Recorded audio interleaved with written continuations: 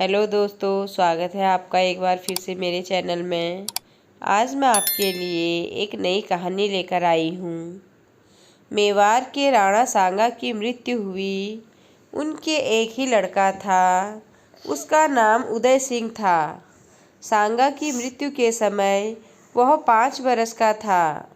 मेवाड़ के सरदारों ने आपस में सलाह की। उन्होंने निश्चय किया कि उदय सिंह के बड़े होने तक राणा बनवीर को राज्य का भार सौंप दिया जाए। बनवीर उदय सिंह का चाचा था। वह बड़ा दुष्ट था। उसे राज्य का बड़ा लोभ था। राज्य का अधिकार पाकर बनवीर सिंह बड़ा खुश हुआ। उसने सोचा, उदय सिंह अब मेरे रास्ते का कांटा है। उसे हटाने में ही मेरी भलाई है। उसे जिंदा रखने से मेरी इच्छा पूरी नहीं होगी। आखिर उसने उदय सिंह को मार डालने का निश्चय किया। लेकिन उसे कैसे हटाऊं?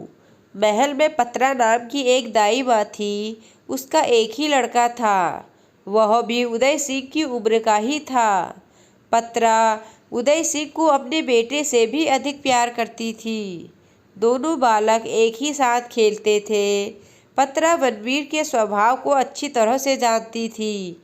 वह बनवीर पर जरा भी विश्वास नहीं रखती थी।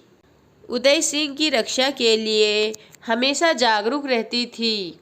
एक दिन पत्रा को पता लगा कि बनवीर उदय सिंह को मारने के लिए आ रहा है। रात का समय था।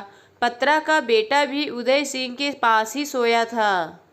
अचानक पत्रा को उदय सिंह की चिंता हुई और वो घबरा गई।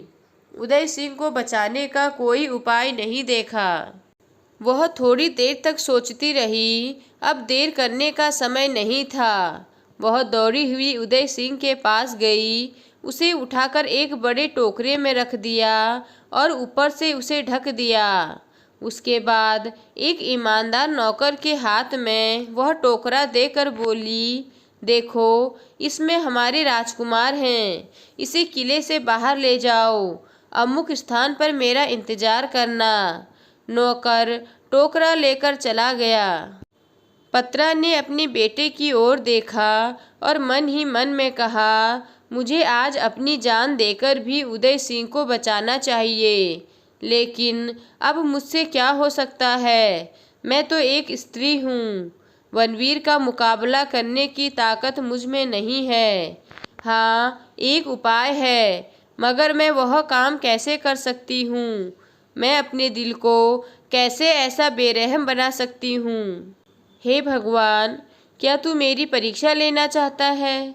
क्या मुझे अपने आँखों के तारे को उस कसाई के हाथ में सौंप देना होगा? ओह, एक माता अपने प्राणों से प्रिय अपने बेटे को उस नर राक्षस के मुंह में कैसे धकेल सकती है? परंतु अपने स्वामी के लिए मुझे वह भी करना होगा। अपने राज्य की रक्षा के लिए इससे भी बढ़कर बलिदान मुझे करना होगा। राजा की रक्षा में प्राण देना प्रजा का फर्ज है। यदि उदय सिंह मारा जाएगा तो देश अनाथ हो जाएगा। इसलिए उसकी रक्षा के लिए एक मामूली व्यक्ति का बलिदान कोई बड़ा कार्य नहीं है। मेरे प्यारे बेटे, तेरी माता आज तुझे अपने स्वामी की रक्षा के लिए बलिदान देना चाहती है। तेरा जीवन धन्य है। इतनी छोटी उम्र में ही तुझे अपने मालिक के लिए अपनी जान देने का सौभाग्य मिला। ईश्वर तुझे शांति दे। उसने तुरंत अपने बेटे को उठाकर उसका मुंह चूमकर उदय सिंह के पलंग पर लिटा दिया। बनवीर हाथ में तलवार लिए वहां आया। एक ही बार बच्चे के मुंह से एक चीख निकली। पत्रा बेहोश होकर वहीं गिर पड़ी। बनवीर अपनी सफलता पर खुश होता हुआ वहां से चला गया। पत्रा को होश आया। वह अपने बेटे के पास गई। देखा, अपने प्यारे पुत्र का सिर धड़ से अलग पड़ा है। उसके सिर में चक्कर आया। उसने जी कढ़ाकर बेटे को और एक अच्छी बार देख लिया। मन ही मन कहा, लाल, तू धन्य है जिसने अपने स्वामी की जान बचाने के लिए अपनी जान दे दी। मैं धन्य हूँ जो ऐसे पुत्र की माता होने का अभिमान कर सकती हूँ। पत्रा वहाँ से चली गई। निश्चित स्थान पर वह नौकर पत्रा की राह देख रहा था।